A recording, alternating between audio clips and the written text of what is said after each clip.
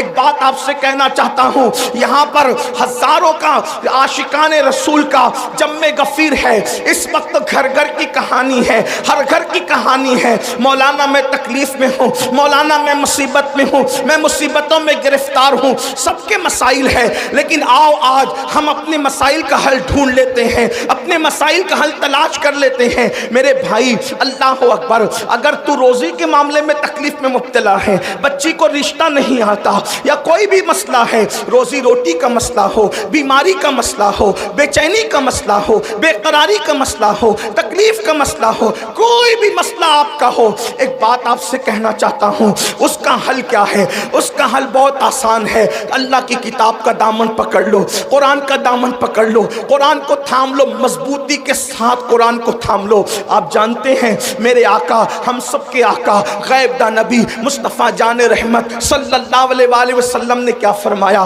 آقا فرماتے ہیں جب کسی کا انتقال ہو، جب کسی کا انتقال ہو اور وہ سکرات کی کیفیت میں ہو، جب وہ مرنے والا ہو، موت کے قریب وہ ہو، اس وقت کیا کرو؟ اللہ اکبر، اس وقت اس کے پاس بیٹھ کر سورہ یاسین کی تلاوت کرو۔ توجہ کرنا، میں نے پہلے ہی کہا میں کوئی لمبی گفتگو آج نہیں کروں گا، وقت بہت زیادہ ہوا اور جو ہے وہ سردی کا موسم ہے، لیکن دو باتیں، دو عنوان ہیں، دونوں کے بارے میں ایک ایک بات پیش کر کے بات مکمل کروں گا، ہو سکا انشاءاللہ اس کے بعد پھر آنا ہوا تو آپ کے سامنے بات اور اللہ پاک کو کرنے کی توفیق دے تو بات ہوگی، لیکن آج دل کے کانوں سے اس کو سن لیں۔ مائیں اور بہنیں موجود ہیں، ان کی بھی توجہ چاہتا ہوں۔ اللہ اکبر، میرے آقا صلی اللہ علیہ وآلہ وسلم کے دیوانوں، آقا کیا فرما رہے ہیں؟ جب کوئی مرنے والا مر رہا ہو، جب کسی کی روح نکل رہی ہو، جب کسی پر سکرات کا وقت طاری ہو، جب کسی کا انتقال ہو رہا ہو، اس وقت کرنا کیا ہے؟ اس کے پاس بیٹھ کر قرآن کی تلاوت کرنا ہے۔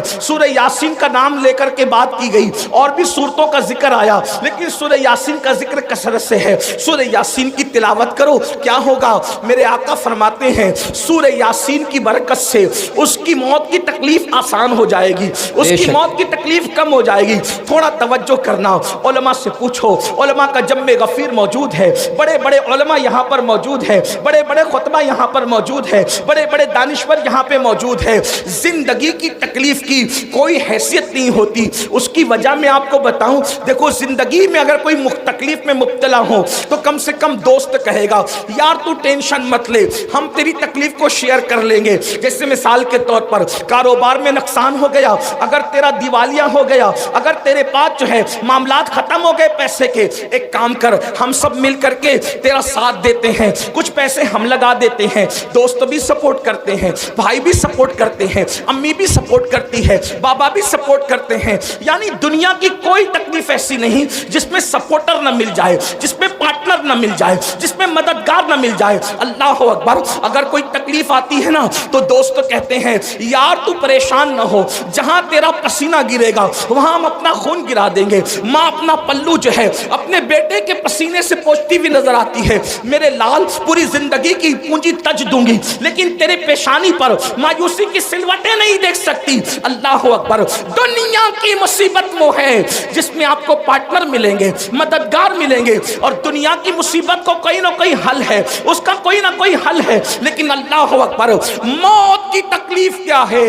موت کی مصیبت کیا ہے؟ اللہ اکبر، اگر سرہانے بیٹے ایک نہیں 10 بیٹے بھی سرہانے کھڑے ہیں تو باپ کی موت کی تکلیف کو کوئی ایک بیٹا نہیں اٹھا سکتا، کوئی بیٹا اس کو شیئر نہیں کر سکتا، اولاد اس کو شیئر نہیں کر سکتی، بہویں اس کو شیئر نہیں کر سکتی۔ اور موت کی تکلیف کتنی سخت ہے، آئیے اس کی ایک جھلک آپ کو بتا دوں۔ اپنے مسائل کا حل یاد رکھنا صرف تعویذات کے اندر نہیں ہے، تعویذات میں ڈوبنے والی میری سنی قوم سن لو، ہر مشکل کا علاج تعویذ نہیں ہے۔ تعویذات میں سحر اور جادو کا علاج تو ہو سکتا ہے لیکن ہر مشکل کا علاج نہیں ہے، ہر مصیبت کا علاج نہیں ہے۔ تعویذات پر تکیہ کر کے بیٹھنے والی میری قوم، تیرے لیے تو اللہ کے رسول نے نسخہ کیمیا عطا کیا ہے۔ سن لو موت کی تکلیف کیا ہے۔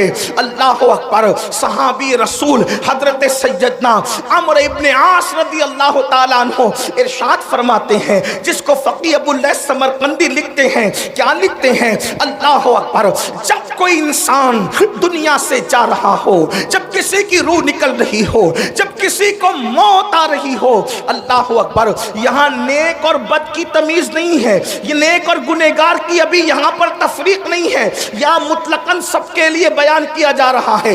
جب کوئی دنیا سے جاتا ہے، چاہے نیک ہو یا گنہگار، اس کے سینے پر ایسا بوجھ لگتا ہے، ایسا لگتا ہے کہ جیسے زمین اور آسمان کو اس کے سینے پہ رکھ دیا گیا ہو۔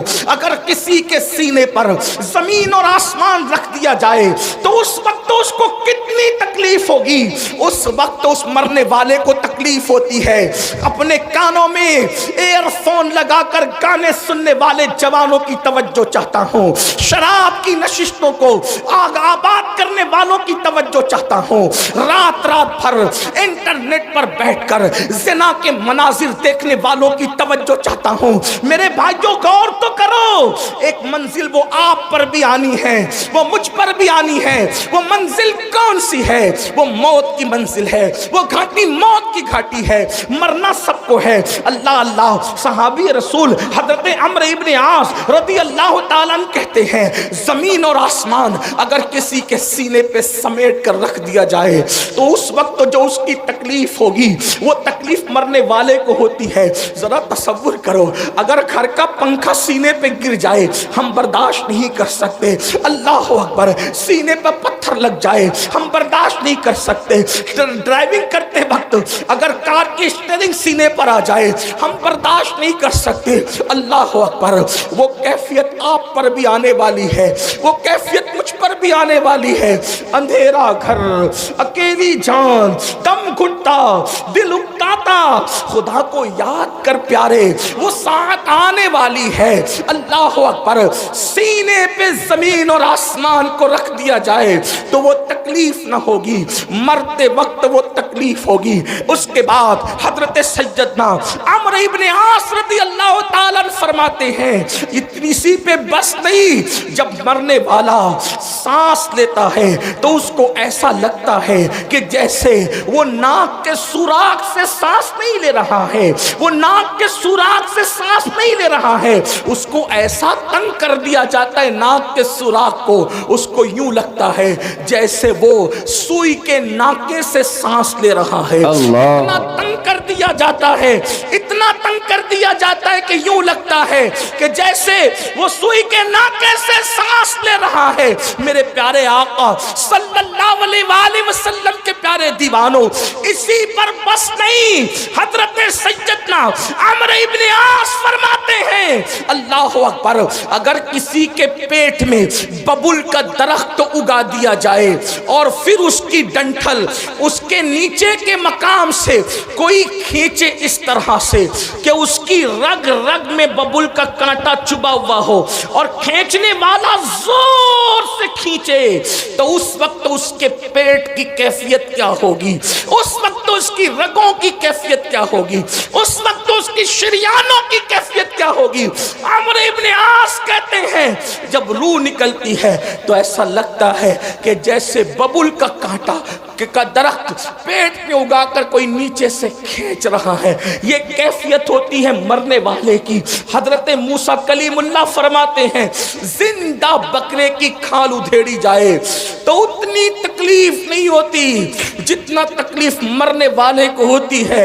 اللہ کے سچے نبی غیب داں فرماتے ہیں، ایک انسان کو 313 تلواروں سے ایک ساتھ حملہ کر کے مارا جائے تو 313 تلواروں کی ضرب اتنا تکلیف نہیں پہنچاتی جتنی تکلیف انسان کو موت کے وقت ہوتی۔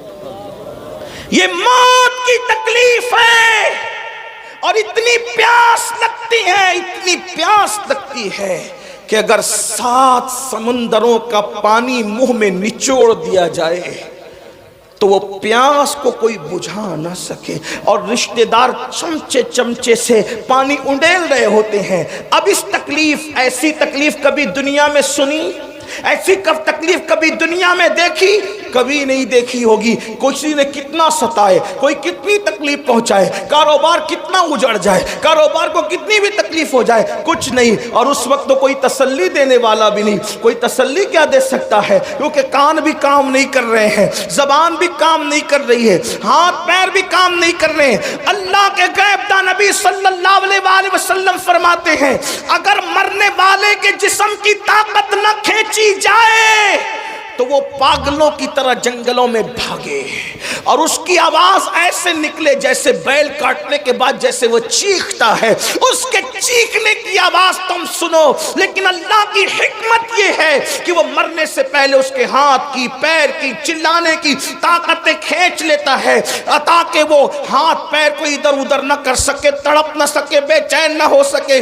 अगर लोग मरने वाले की उस मौत की कैफियत को जान लें तो शादियां करना छोड़ दें, शादीशुदा बीवियों के पास जाना छोड़ दें, फरमाया अच्छे कपड़े पहनना छोड़ दें, अच्छा खाना खाना छोड़ दें और लोग इस्तिग़फ़ार करते हुए जंगलों में पागलों की तरह भटकते रहे। मरने वाले को मौत के वक्त जो तकलीफ होती है वो तकलीफ जानवरों को पता चल जाए तो तुमको गोश्त खाने ना मिले, जानवरों की चमड़ी से उनकी हड्डी से उनकी चमड़ी लग जाए, जानवर जो है वो गोश्त खत्म कर दे, ये कैफियत है मरते वक्त की। लेकिन अब सुनना मुसलमानों, मेरे उसी नबी ने जिसने ये तकलीफें बयान की, फरमाते सूरह यासीन पढ़ो। अगर तुम कुरान की तिलावत मरने वाले के पास करोगे तो कुरान की तिलावत की बरकत से उसकी ये सब तकलीफें खत्म हो जाएगी, तकलीफों में आसानी हो जाएगी। अब मैं पूछना चाहता हूं, जिस कुरान की बरकत से, जिस कुरान की बरकत से मौत की तकलीफ आसान हो सकती है, उस कुरान की बरकत से जिंदगियों की तकलीफ क्यों आसान नहीं हो सकती? अंदाजा फरमाए। और फिर अल्लाह अकबर, अल्लाह अकबर, वहां कुरान की तिलावत वो खुद नहीं कर रहा है मरने वाला, तवज्जो करें, कुरान की तिलावत वो खुद नहीं कर रहा है, दूसरा करे उसके पास बैठकर तो उसको यूं बरकतें नसीब हो जाए। जब दूसरे की तिलावत की बरकतों का ये आलम है, अगर इंसान कुरान की खुद तिलावत करे तो बरकतों का आलम क्या हो। कुरान का दामन पकड़ो और कुरान पर अमल करो। कुरान मुकद्दस की सिर्फ तिलावत न करो बल्कि कुरान पर अमल करो। आप ये जो सुनते हैं ना, कुरान को थामने वाली कौम, ए बोरिया नशीन कौम, वो कौम जो अरब की बोरिया नशीन थी, वो कौम जो नमक और काफुर में फर्क नहीं कर पाती थी, वो कौम, अल्लाह अकबर, जिस कौम ने गुर्बत में जिंदगी गुजारी, जब उनके पास कुरान आया और उन्होंने कुरान का दामन पकड़ा तो कुरान का दामन पकड़कर वो लोग जो अरब के बोरिया नशीन थे, कैसर और किसरा के ताजदार बन गए। कैसर और किसरा के ताजदार किसने बनाया? कुरान को थामने ने। आज मैं अपनी कौम को पहला पैगाम ये देना चाहता हूँ, कुरान थाम लो, कुरान पकड़ लो। सिर्फ तीजे 10वें 20वें पे कुरान पढ़ने की किताब नहीं, बल्कि कुरान रोज पढ़ें और कंजुल ईमान तर्जुमे के साथ पढ़ें। कुरान को तर्जुमे कंजुल ईमान के साथ, उर्दू जबान में जो सही तर्जुमे हुए हैं उसमें सही